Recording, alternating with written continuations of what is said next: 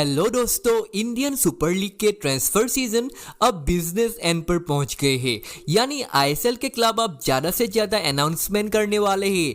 North east United FC ने भी इसी बीच अपने टीम में एक इंपॉर्टेंट प्लेयर्स को शामिल करने में सक्षम रहे हैं। और आज इस वीडियो में हम क्लब से रिलेटेड लेटेस्ट ट्रांसफर रूमर्स और ट्रांसफर न्यूज के ऊपर बात करेंगे। साथ ही साथ क्लब के इंपॉर्टेंट प्लान्स के बारे में भी हम डिटेल में डिस्कस करेंगे। तो दोस्तों, without wasting any time let's begin the video. आप चाहे तो मुझे इंस्टाग्राम पर @पार्थशर्मा फॉलो भी कर सकते हैं, क्योंकि वहां में बहुत जल्द इंटरेस्टिंग गिव अवेज अनाउंस करने वाला हो। तो फ्रेंड, अगर आप नॉर्थ ईस्ट यूनाइटेड एफसी की बात करें तो जो लेटेस्ट न्यूज है उसके मुताबिक क्लब ने अपने स्टार खिलाड़ी डेशॉन ब्राउन को रिटेन कर लिया है। अब ये न्यूज बहुत ही इंपॉर्टेंट है, क्योंकि पिछले सीजन में डेशॉन ब्राउन ने एक बहुत ही अहम रोल निभाया था क्लब के लिए। जब लास्ट सीजन के मिडवे में नॉर्थ ईस्ट यूनाइटेड एफसी ने डेशॉन ब्राउन को साइन किया था, तब डेशॉन ब्राउन को लेकर लोगों का एक्सपेक्टेशंस ज्यादा नहीं थे, क्योंकि बेंगलुरु एफसी के साथ ब्राउन ने ज्यादा कुछ कमाल नहीं किया था। लेकिन नॉर्थ ईस्ट यूनाइटेड एफसी की जर्सी पहनने से ही मानो ब्राउन के कैरियर का पासा ही पलट गया। जमाइका के इस फुटबॉलर ने last season north east United FC के लिए खेले हुए 10 मैचों में 5 अहम गोल्स किए थे।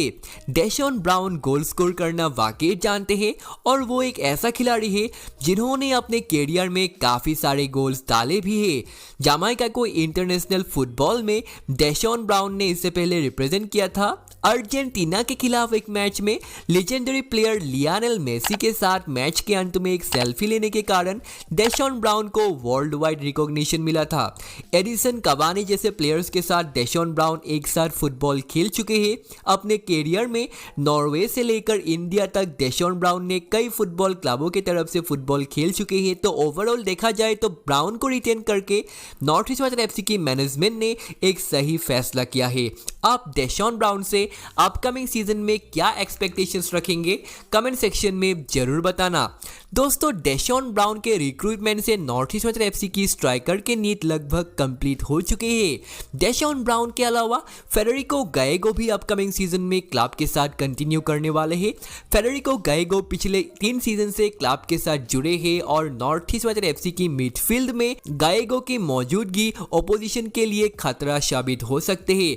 उरुग्वे के इस मिडफील्डर ने नॉर्थ ईस्ट यूनाइटेड एफसी के साथ 2 बार आईएसएल का सेमीफाइनल भी खेला था, और मुझे लगता है अपकमिंग सीजन में गएगो क्लब की कप्तानी करेंगे। दोस्तों, पिछले season north east United FC के पास 3 कप्तान थे, लेकिन अपकमिंग सीजन में मुझे लगता है क्लब को सिर्फ गएगो को ही नॉर्थ ईस्ट यूनाइटेड एफसी की कप्तान बनाना चाहिए, क्योंकि इस वक्त गएगो कप्तानी डिजर्व करते हैं।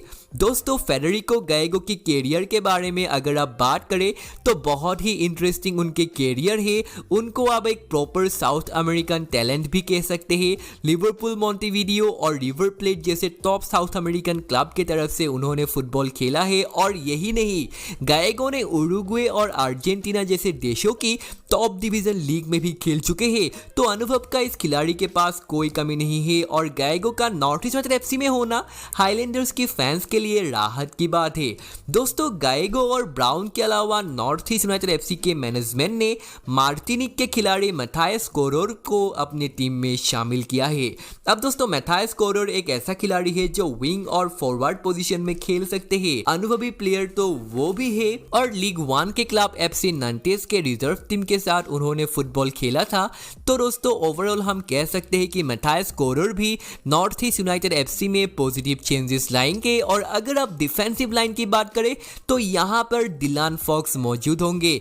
तो दोस्तों, अभी तक हम ये बात क्लियरली कह सकते हैं कि नॉर्थ ईस्ट यूनाइटेड एफसी के मैनेजमेंट ने यहां पर 4 फॉरेन प्लेयर्स को नेक्स्ट सीजन के लिए ऑलमोस्ट कंफर्म कर लिया है। हालांकि क्लब को अपने अहम खिलाड़ी बेंजामिन लैम्पोर्ट और लुइस मशारो की कमी जरूर खिलेंगे, लेकिन अपकमिंग सीजन में क्लब इन 4 खिलाड़ियों के साथ ही अपना फ्यूचर प्लानिंग करेंगे। हालांकि दोस्तों, 2 और प्लेयर्स ऑनगोइंग ट्रांसफर विंडो में क्लब के साथ जुड़ सकते हैं, लेकिन उन खिलाड़ियों के बारे में अभी तक कोई अपडेट नहीं आया है।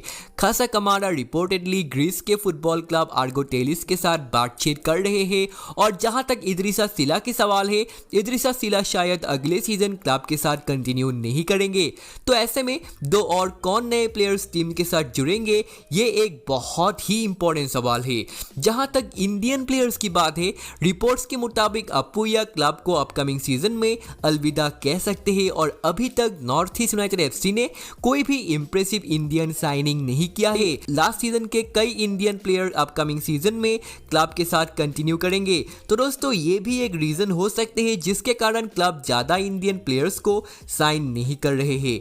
लेकिन फिर भी क्लब को कुछ अहम प्लेयर्स को टीम में अपकमिंग सीजन के लिए शामिल करना ही पड़ेगा, क्योंकि आईएसएल में कंपटीशन अब काफी बढ़ गए हैं। आजकल आईएसएल क्लब अपने प्लेइंग 11 के अलावा अपने बेंच को भी शक्तिशाली करने में लगे हैं और इसके लिए अगर नॉर्थ ईस्ट यूनाइटेड एफसी के पास एक अच्छा बेंच स्ट्रेंथ रहेंगे तो अपकमिंग सीजन में स्क्वाड रोटेशन क्लब आराम से कर पाएंगे। प्लेयर्स के अलावा हेड कोच के ऊपर भी काफ़ी रेस्पॉन्सिबिलिटी अपकमिंग सीजन में रहेंगे। खालिद जमील अपकमिंग सीजन में नॉर्थ ईस्ट यूनाइटेड एफसी को लीड करेंगे। खालिद जमील एक बहुत ही अनुभवी मैनेजर है। इंडियन फुटबॉल से वो वाकई परिचित है।